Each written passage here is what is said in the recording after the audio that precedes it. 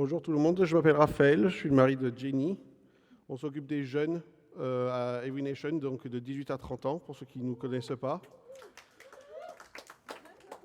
Et du coup, on va continuer notre série sur les paraboles de Jésus. Donc pourquoi Jésus parle en parabole? C'est parce qu'il a une révélation et un enseignement profond à nous révéler. Donc c'est la 7e parabole que l'on va voir aujourd'hui.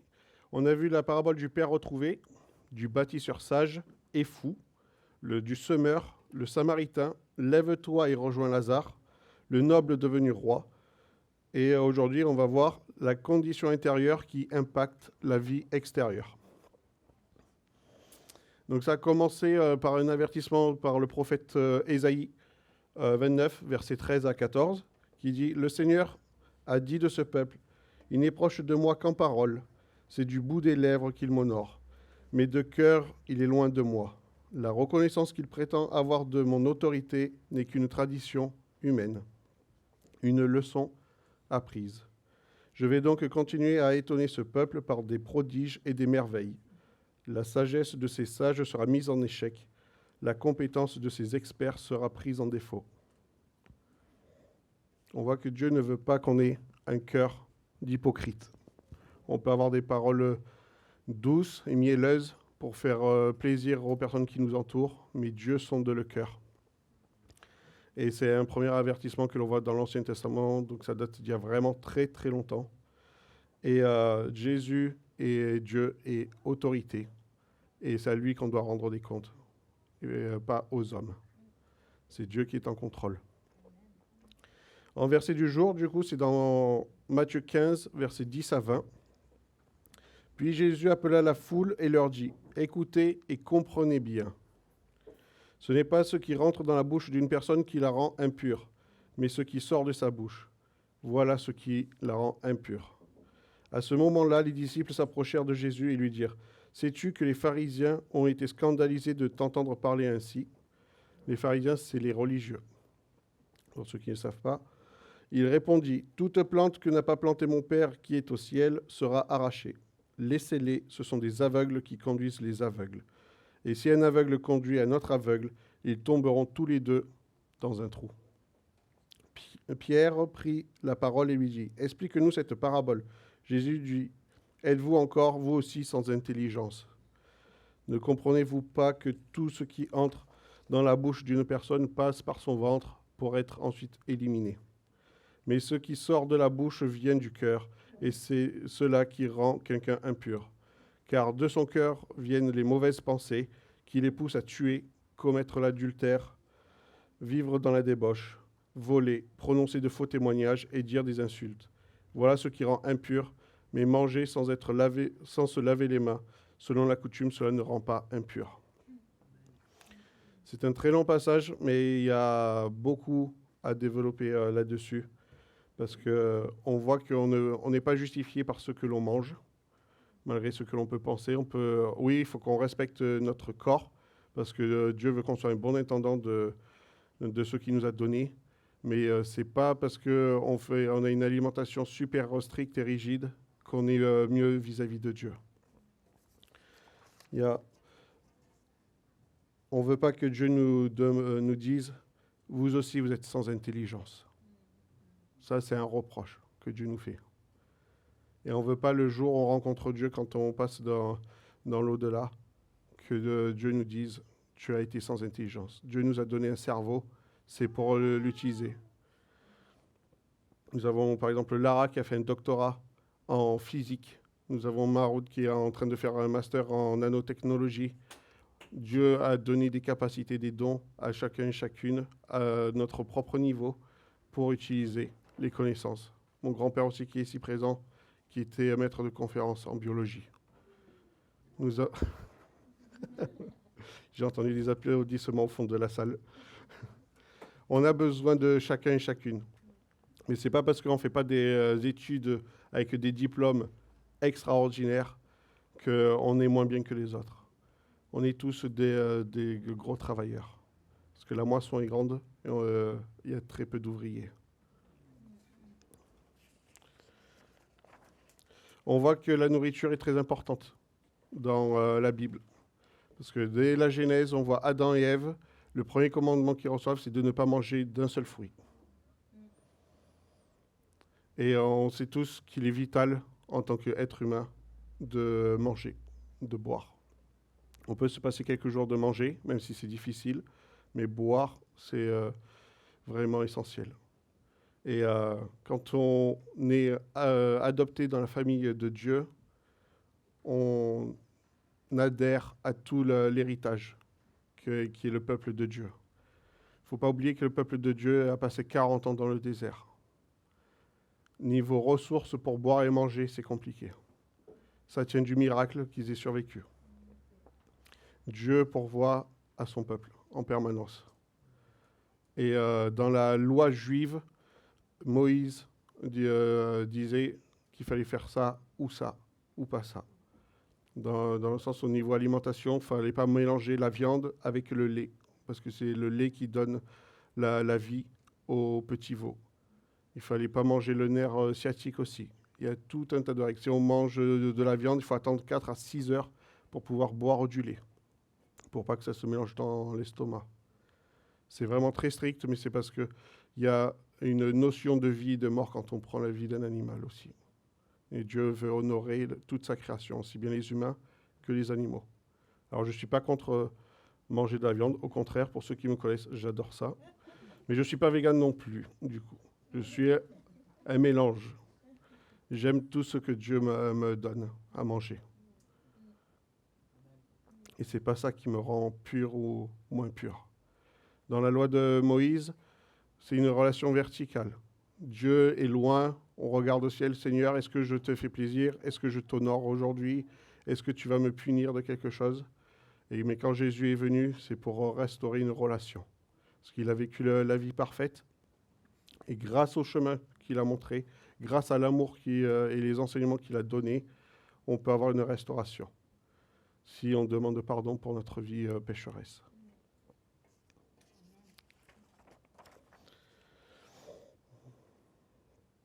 Dans Proverbe 4, verset 23, « Avant tout, prends garde à ce que tu penses au fond de toi-même, car ta vie en dépend. »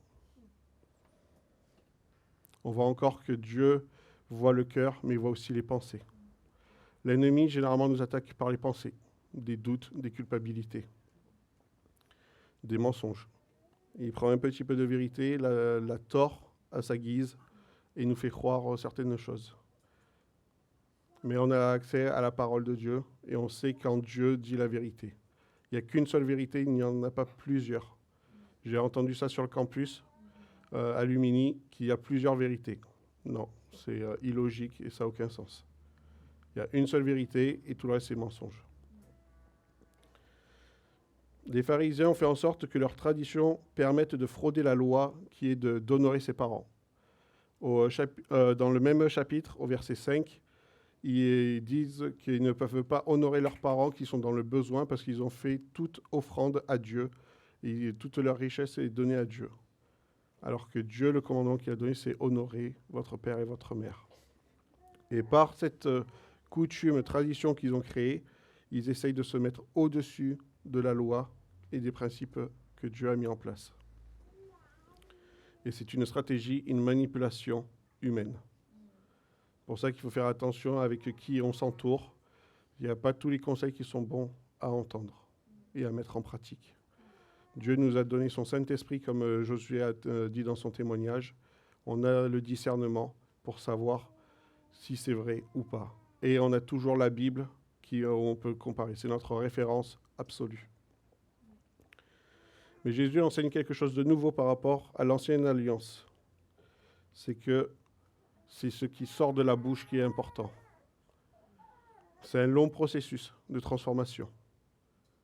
J'ai eu plusieurs... Pardon. Dieu peut être dérangé par certains mots qui sortent de notre bouche. Parce que Dieu veut qu'on soit des bienveillants les uns pour les autres. Il veut qu'on s'encourage les uns les autres. S'il a donné des dons, c'est pour qu'on les partage. C'est pas pour avoir une attitude d'égoïste et se les garder pour soi-même. Dieu veut qu'on bâtisse des relations. C'est pour ça que Jésus est descendu du ciel, descendu de son trône, de sa place divine, pour revenir et nous montrer le chemin. Ceux qui offensent Dieu offensent aussi les gens.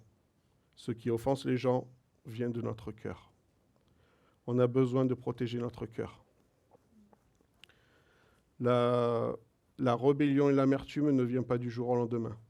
C'est au fur et à mesure. Il se passe des choses dans notre vie qui nous déplaisent, qui sont en dehors de notre contrôle, qui viennent souvent de l'extérieur du coup, de nos relations.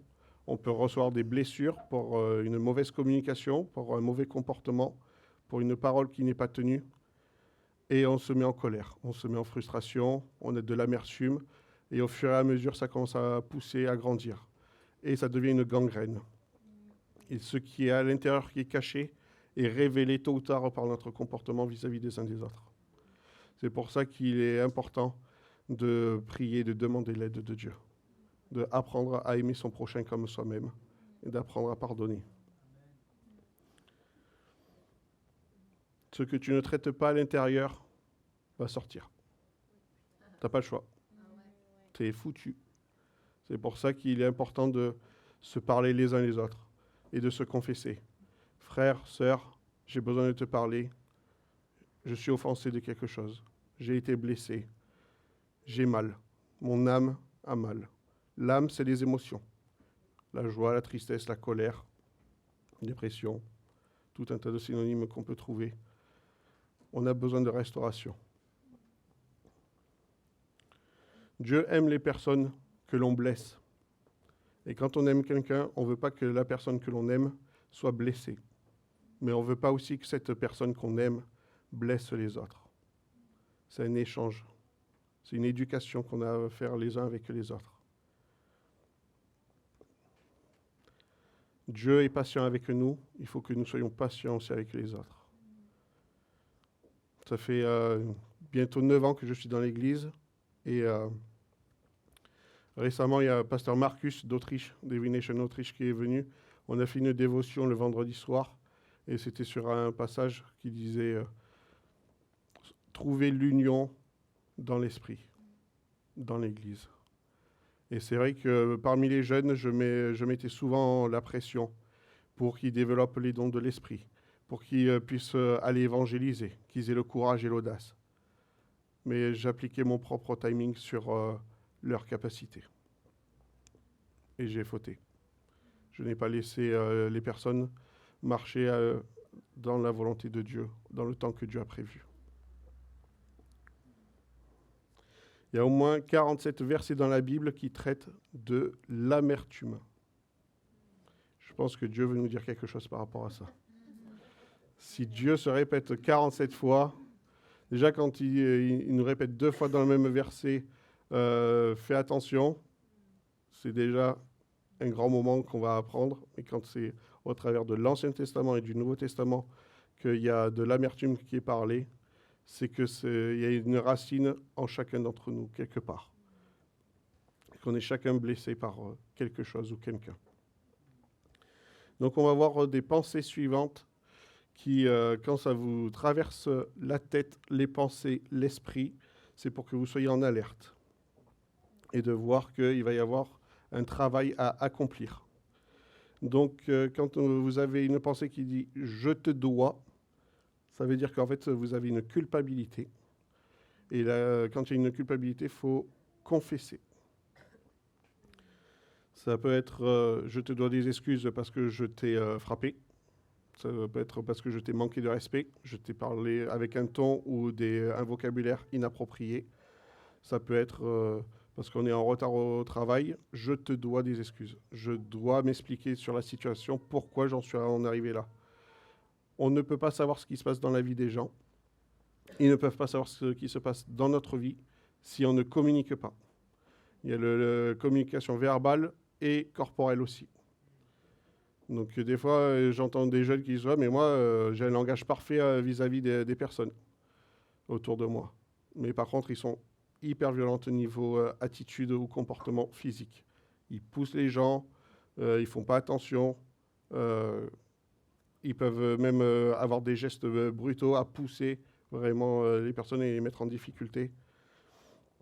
Il faut demander pardon. C'est la libération. Et c'est la seule libération possible pour couper la racine d'amertume qui est dans notre vie.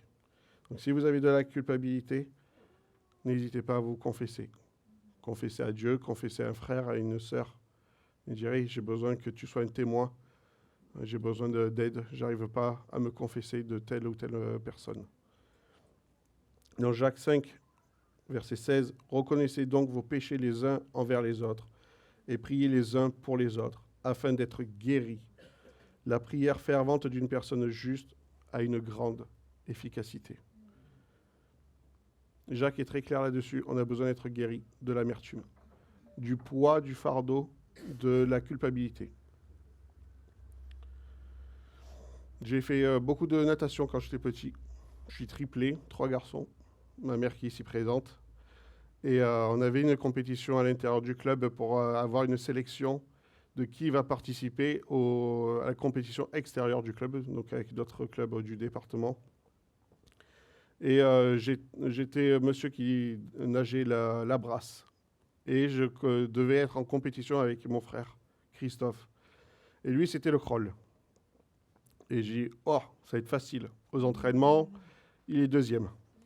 Donc j'étais là, je faisais un peu le ronflant, comme on dit ici à Marseille. Et j'ai commencé à nager. Et il m'a dépassé. Il m'a dépassé à une allure. C'était que sur 25 mètres, donc super rapide. C'est juste une longueur de piscine municipale de française. Et je vois qu'il commence à me dépasser. Et j'arrive à bout de force et j'ai triché. Ouais. J'ai triché. J'ai changé, parce que j'ai nagé sur les 25 mètres, j'ai dû nager peut-être 18 mètres sous l'eau à la brasse pour ne pas avoir la force de l'eau qui me gêne. Et arrivé à la surface, j'ai changé de nage et j'ai pris le crawl. Et j'ai ramené la coupe à la maison.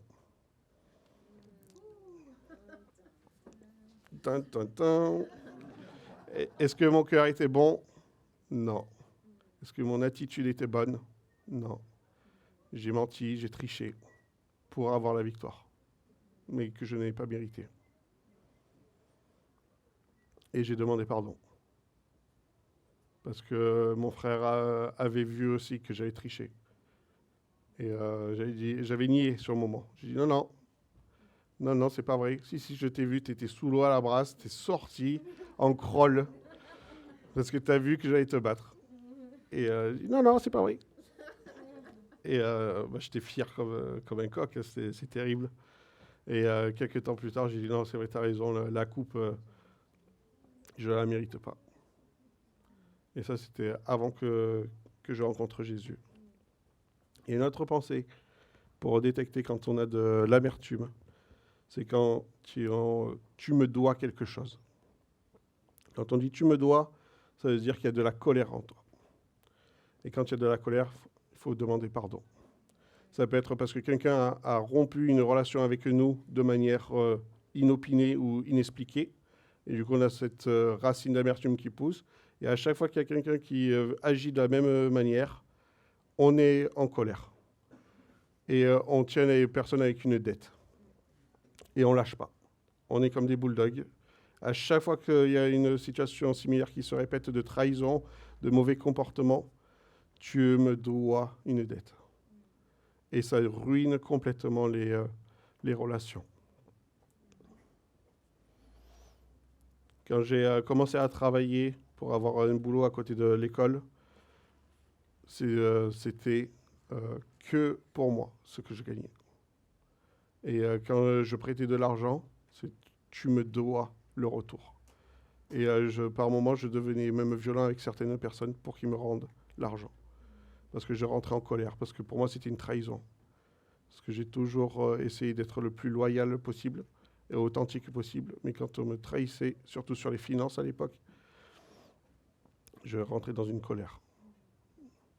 Et il a fallu que je confronte certaines personnes et que je leur demande pardon pour les actes violents que j'ai eu envers eux. C'est dans Éphésiens 4, verset 6. « Ne gardez rien sur le cœur avant de vous coucher le soir. » Si on veut vraiment rentrer dans le repos de la nuit, du repos que Dieu a prévu, il faut sonder son cœur et mettre en lumière Seigneur, montre-moi où j'ai de la colère, où je retiens quelqu'un esclave dans mon cœur, sous la dette, sous un fardeau.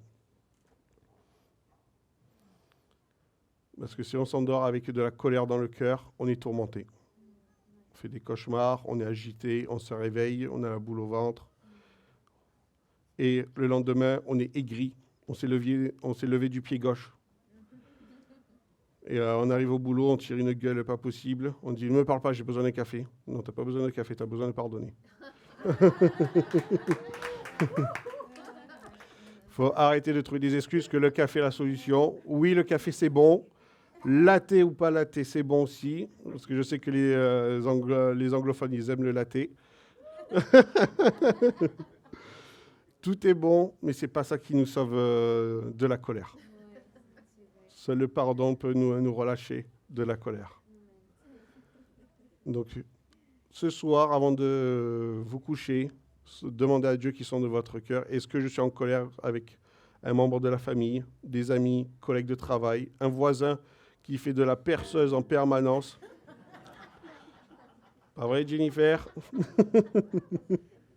Ça fait depuis Covid que notre voisine a fait des travaux pour faire des travaux. Et Jenny disjoncte complètement à la maison. Elle dit « J'en ai marre !» Vous la voyez toute douce, toute calme, gentille et tout, mais à la maison, des fois, quand il y a quelque chose qui lui tape sur le système, elle est transformée. Et je dis, faut la pardonner. Elle est vieille, elle est bizarre. Elle fait des travaux depuis des années, ça avance pas. J'ai confronté une fois dans l'ascenseur, je dis, qu'est-ce qui se passe? Vous avez besoin de quelque chose? Je dis, on essaye de faire la salle de bain. Et en fait, on ne veut pas dépenser d'argent. Et c'est mon fils qui fait ça, mais il ne s'en sort pas. Je dis, ouais, je vois ça. Hein. Je dis, peut-être vous n'avez pas une deuxième fille, ou un oncle, ou quelqu'un d'autre, parce que là, 3 ans pour percer des murs, des carreaux. Mais bon, on l'a béni et on attend qu'il trouve les capacités d'aller sur YouTube pour voir comment monter un mur en carrelage, quelque chose. Enfin, je ne sais pas, peut-être qu'ils n'ont pas Internet, on va leur donner le code Wi-Fi. Parce qu'il faut aider son prochain, donc je ne sais pas, on va essayer de trouver quelque chose. Pardon, je suis parti un peu loin.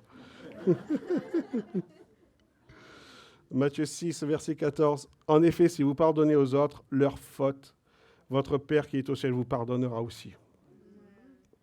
C'est une relation en triangle. Tu pardonnes ton frère, Dieu te pardonne, et vice-versa. Et c'est plus simple que quand on avait... Personnellement, je trouve que c'est plus simple que quand c'était sous la loi de Moïse. Seigneur, qui est loin, on n'a pas de relation avec lui, pardonnez-moi, pardonnez-moi. Alors que là, on peut vraiment, grâce à Jésus, grâce au chemin qu'il nous a montré, ok, je peux aller confronter quelqu'un et lui dire pardon. Et là, le Seigneur nous pardonne. Mais on peut pardonner nos frères et nos sœurs parce que Dieu nous a pardonné en premier. On ne peut pas donner quelque chose qu'on n'a pas reçu. Après, il y a la pensée de « je me dois ». C'est à moi, je tiens bon. La racine, c'est l'avarice. Et la générosité est la solution. On connaît tous Oncle Picsou, Disney. Qui aime Disney ici? Quasiment tout le monde. Voilà. Et sinon, il y a Charles Dickens qui a écrit un super livre il y a longtemps. C'est sur Oncle Ebenezer Scrooge. Je préfère la version de Scrooge que Picsou, perso. Et il est aigri et il est radin. Et son cœur est tellement dur. Il voit des pauvres, il se moque d'eux. Il ne veut pas fêter Noël. C'est comme le Grinch pour les plus jeunes générations. Je vois Aurélia qui s'éclate. Excellent. Il y a plein de références. Picsou, Scrooge, Grinch. Excellent. Et on a besoin d'être généreux. Être généreux, donc là c'est l'avarice, mais je veux vous le présenter sous un point de vue plus large. Ça peut être aussi donner de votre temps. C'est pas que l'argent. C'est si vous avez des capacités de maçon, aidez quelqu'un qui a besoin d'aide. Venez aider ma voisine. C'est un appel à l'aide, s'il vous plaît. On va pouvoir faire des siestes l'après-midi. Non, mais on a des capacités, que ce soit en maths, on a des comptables dans l'Église, on a des scientifiques, on a tout un tas de personnes. C'est ça qui est le corps de Christ. On est ici en un corps.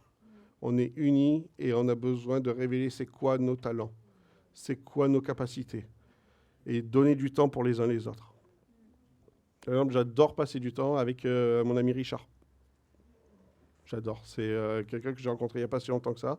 Et dès que je peux, je passe un moment avec lui et on passe un super moment. Et rien que ça, c'est un acte de générosité. On ne regarde même pas, on ne se dit pas ouais, je viens pour 1 heure, après je me casse. Non, on va se réserver un rendez-vous. C'est peut-être pas aussi souvent que l'on voudrait, mais on est libre, on est entre mecs et on s'éclate.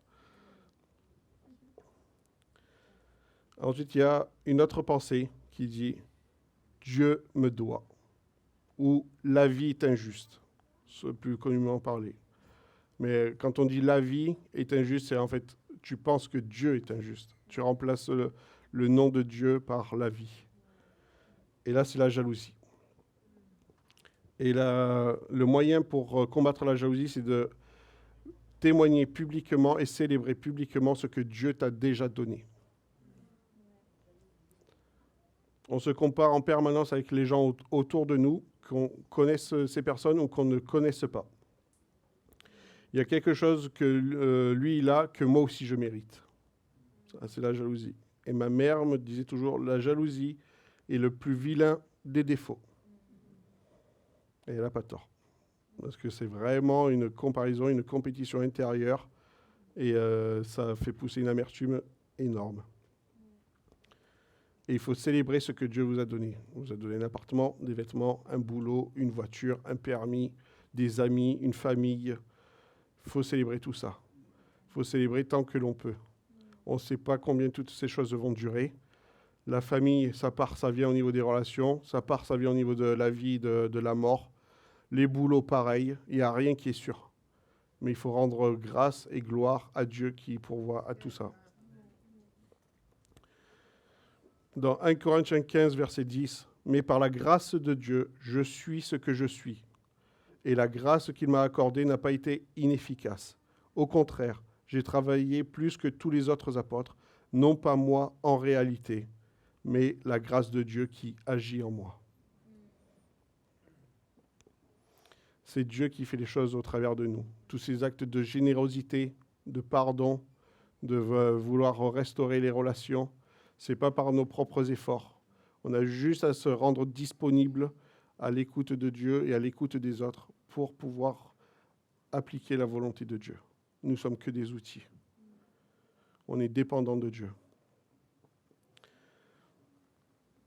Pas tout le monde, comme je disais tout à l'heure, a des dons de l'esprit, que ce soit la guérison, chasser les démons, prophétique, parole de connaissance. C'est pas grave. Ça va venir. J'ai lu un livre de Dick Iverson dans l'école de ministère, qui est le titre du livre, c'est Bâtir une église qui perdure. Et il disait que dans le monde chrétien, 90% des membres de l'église n'expérimentent pas les dons de l'esprit. Alors, on aimerait bien que ça diminue, ce nombre, mais il n'y a aucune pression à avoir, parce que Dieu dit, aime ton prochain comme toi-même, honore tes parents. Et si déjà vous arrivez à accomplir ça, c'est déjà un premier miracle. C'est déjà un premier don de Dieu.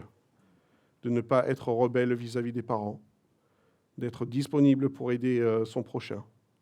Là déjà, on est à l'inverse du monde dans lequel on vit. Parce que dans le monde dans lequel on vit, on est égocentrique, égoïste, fier. Et si on agit à l'opposé de toutes ces pensées, de ces émotions, là, on commence à expérimenter déjà les dons de Dieu. Si on est lent à la colère, si on est patient, si on est amour, qu'on prend soin de ce que Dieu nous a donné, qu'on lui rend grâce, déjà on a fait un bon morceau. Donc, si vous n'avez pas eu une révélation spirituelle, Dieu est apparu là devant moi. J'ai pas vu Dieu en rêve. J'ai pas eu une guérison que j'attends depuis un certain nombre de temps. N'endurcis pas ton cœur. Continue à marcher, à être fidèle de ce que Dieu t'a donné, de ce que tu es appelé à faire. Aimer ton prochain comme toi-même. C'est le premier des commandements que Dieu nous demande de respecter. Jésus nous a promis de préparer une place au ciel pour ceux qui croient en lui, pas ceux qui accomplissent seulement des miracles pour lui. Même Dieu dit, vous faites des miracles en mon nom, mais je ne vous connais pas. Vous n'entrerez pas dans mon royaume. Ce n'est pas celui qui est le plus spirituel qui va rentrer. C'est celui qui est le plus aimant qui va rentrer. Qui a une relation avec Jésus, une relation avec son entourage. Et c'est dur. C'est dur d'être en bonne relation, mais il faut s'humilier, prendre le temps et dire, OK, j'ai un conflit avec cette personne, je vais aller pas à pas, doucement, et essayer de restaurer la relation. Si ça ne marche pas, c'est pas grave. On réessaye. Dieu ne nous a pas dit d'essayer une fois et d'abandonner. Dieu est patient et persévérant avec nous. Il faut qu'on soit pareil avec les autres. Dans 2 Timothée 3, versets 16 à 17, « Toute écriture est inspirée de Dieu et utile pour enseigner la vérité, réfuter l'erreur, corriger les fautes et former à une manière de vivre conforme à ce que Dieu demande. Ainsi, grâce à elle, toute personne qui est au service de Dieu sera parfaitement préparée et équipée pour bien agir à tout égard. » Je pense que c'est l'appel pour aller dans le champ de mission, d'aller dans les rues, voir vos voisins et partager l'amour de Dieu. Dieu a choisi ses disciples, ils n'étaient pas prêts à y aller, physiquement parlant, avec leur intelligence. Mais ils ont eu confiance en Dieu et ils y sont allés. Ils ont marché par la foi. Les gens autour de nous ont besoin d'entendre la vérité. Que Jésus est venu, il s'est sacrifié pour nous donner la vie, pour nous donner de l'espoir, nous donner de l'amour et nous restaurer. C'est notre seul refuge. Comment l'amour démontre le pouvoir de Dieu? Il n'y a pas plus forte puissance que l'amour. Quand on aime, on se bat. On peut avoir des idées, on se bat parce qu'on aime ces idées.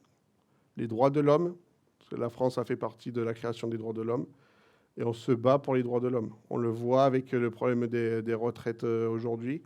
Les Français sont en rage parce que les droits de l'homme français sont bafoués. Ils essayent d'être changés. Et il faut tenir bon et dans l'amour. Je ne cautionne pas du tout les violences qui se passent lors de ces manifestations. Mais quand il y a de l'amour, il y a du combat aussi. Parce que l'ennemi, le diable, Satan, il veut détruire. Et c'est son seul pouvoir, de détruire. Et c'est par l'amour qu'on peut restaurer. On va passer à quelques questions pour la discussion. Quelle pensée ai-je dans mon cœur aujourd'hui? À qui dois-je confesser? À qui dois-je pardonner? À qui dois-je être généreux? Qu'est-ce que vous attendez pour témoigner de ce que Dieu fait dans votre vie? Ouais.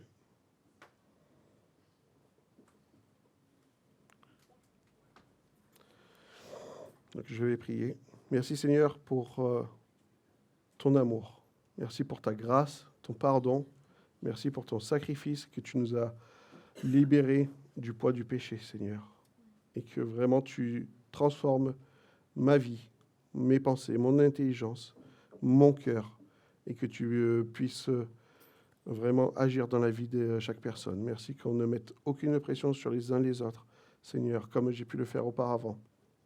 Que vraiment, on respecte ton temps et ton planning, Seigneur. Que, Seigneur, c'est toi qui es souverain, ce n'est pas moi. c'est toi. C'est toi qui es responsable de toutes choses, Seigneur. Et tu es bon et patient et aimant. Merci, Seigneur, pour ce temps de discussion. Amen. Donc, si vous voulez vous retrouver en petit groupe pour passer quelques minutes dans la discussion de ces questions.